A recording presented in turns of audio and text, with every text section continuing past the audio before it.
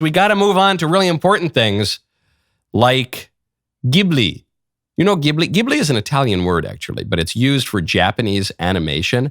And Ghibli has taken over all of social media because, well, actually, we'll get to why Ghibli is taking over all of social media, why people are memeing this one particular form of Japanese animation all over the internet.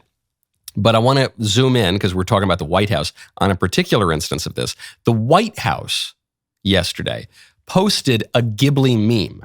So this was after the White House posts this picture of a woman, an actual just photograph of a woman. Virginia Bazora Gonzalez, a previously deported alien felon convicted of fentanyl trafficking, was arrested by ICE Gov in Philadelphia after illegally re-entering the U.S. She wept when taken into custody.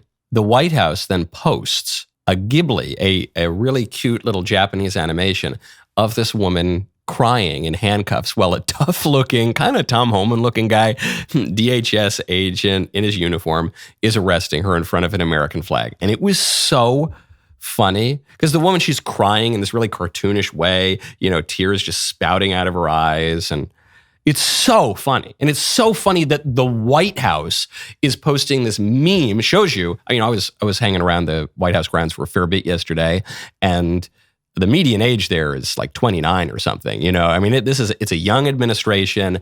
They're intellectually very plugged in. They have their finger on the pulse of the culture. They're very online, as most of us are very online these days. You know, very online used to mean you're totally fringe and no one pays attention to you. But now, your grandmother is very online, possibly. You know, I mean, now that's where the popular culture happens. That's where memes happen. That is ideas replicating themselves and transforming. And so the White House posts this, and just want to get off the bat, because some squishes took big issue with that meme.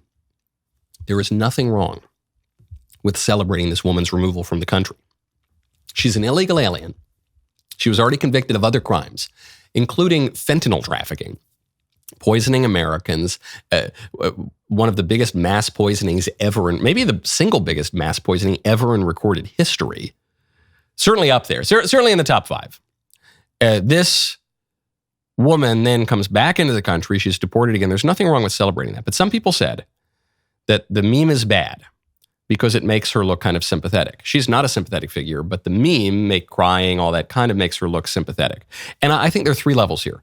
One, the kind of tired view that the libs are spouting is that the meme is bad because this drug-dealing illegal alien convict, already deportee, deserves to stay in America.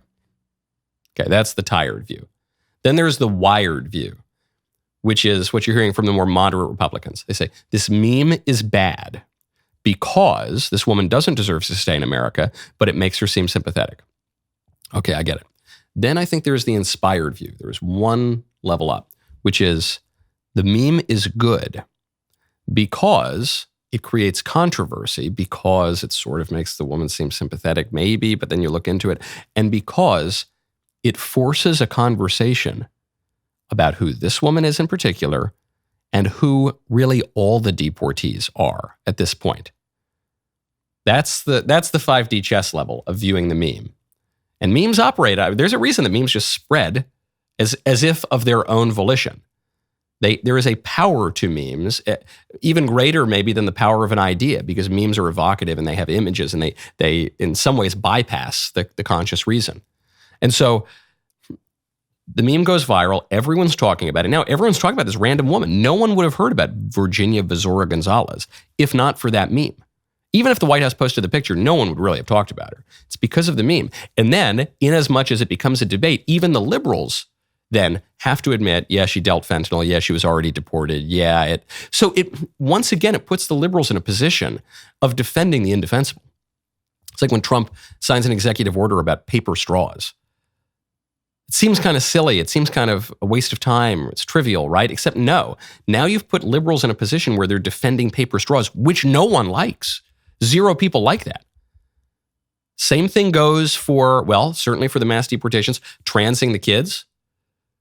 Oh no, don't talk about transing the kids. It's a divisive social issue. Yeah, maybe, I don't think so. I think it's an 80-20 issue, at least. Maybe higher. So great, you take an 80-20 issue, you force the liberals into a position of defending the indefensible. Fine by me. In a world that constantly challenges our beliefs, now is the time to stand tall and boldly proclaim the truth. This is your moment, your opportunity to come together with top leaders from education, faith, media, and culture who are committed to making a difference. Our high-profile featured speakers include Matt Walsh, Harrison Butker, Kirk Cameron, Father Mike Schmitz, and yours truly. And we will endeavor to share powerful stories and insights on how to rise above fear and take a stand for the truth, no matter the cost. You will be empowered to fearlessly stand up for your values and beliefs, knowing that you are called for such a time as this. It's going to be a great night filled with VIP parties, photo ops, meet and greets, and a call to action that will leave you inspired. This is more than an event. It's a call to action. Together, we will ignite the courage needed to transform our culture and bring light into the darkness. All proceeds benefit furthering the mission of Courage Under Fire and Regina Celli Academy to change our culture through education, arts, law, and the pro-life cause. Regina Celli Academy is the largest and only nationally accredited classical homeschool hybrid with 23 locations and counting across the country. To learn more about Regina Celli Academy and the gala, head over to courageunderfiregala.org. That is courageunderfiregala.org.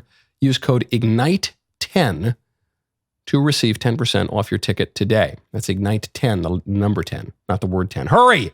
Tickets are selling fast. What is Ghibli? As I said, Ghibli is the style of Japanese animation, and the only reason we're talking about it now is because it's everywhere. People are taking every photo, personal photos, but especially political and historic photos, and they're ghiblifying them, because you can just do it in AI. So the immediate cause of this trend is that the new ChatGPT came out, and it's really good at the push of a button at turning any image into this style of Japanese animation, which is particularly funny because though I'm not a fan of, well, really any animation because I'm a grown man, but I know some people are huge fans of Japanese anime, and apparently this style of anime is meticulously hand-drawn. So it's kind of ironic that a computer can now just spit it out in 3 seconds.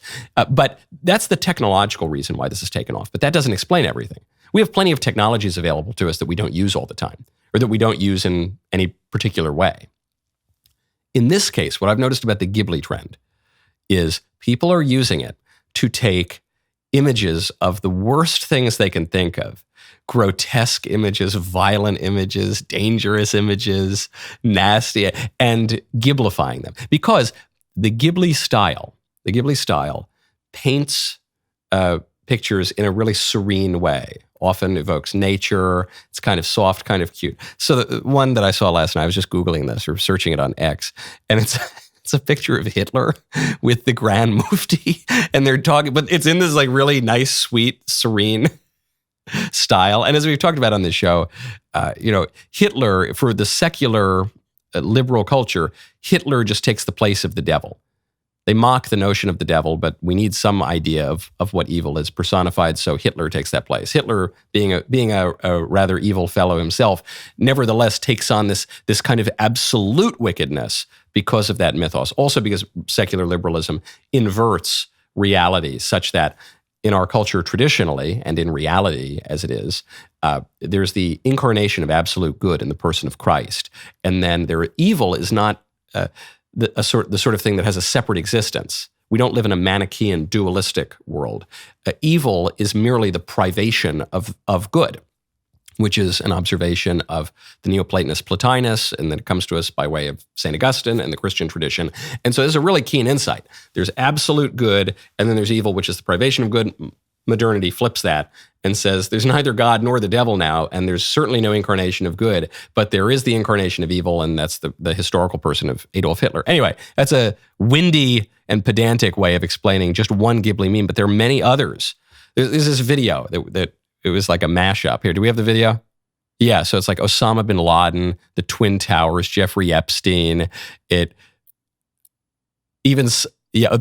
lady who slept with 1,000 guys in a day, the meme of a girl with the house burning down, got the picture out of the Vietnam War of the guy, about to have his head blown off, being executed. And all right, these are it's too fast for me to keep up with all of them. Patrick Bateman, as he's about to chop up Paul. You get the point. Culturally, technologically, I understand why the Ghibli thing is happening now because ChatGPT was updated. But why this style of animation? And why these images? Why is it disproportionately these evil, horrific images? There's the incongruity of this really serene, cute kind of animation style with really evil, wicked things. That is funny in itself. But that raises the question then also, why the Ghibli style? ChatGPT can make all sorts of animation styles. Why wasn't it Peanuts? Why wasn't it The Simpsons? Why wasn't it South Park? Why did Ghibli take off? I think the reason is because our politics is particularly nasty and violent and dangerous at the moment. I think that's what makes it so funny. There are periods of our history, of any nation's history, when politics is kind of boring and normal.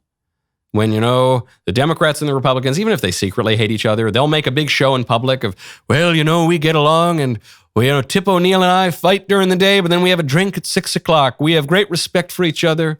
My opponent's a good family man. We both love our country. We want to serve our country. We just have different ways of doing it, by golly. For much of my life, that's how politics worked. We're not in that time anymore.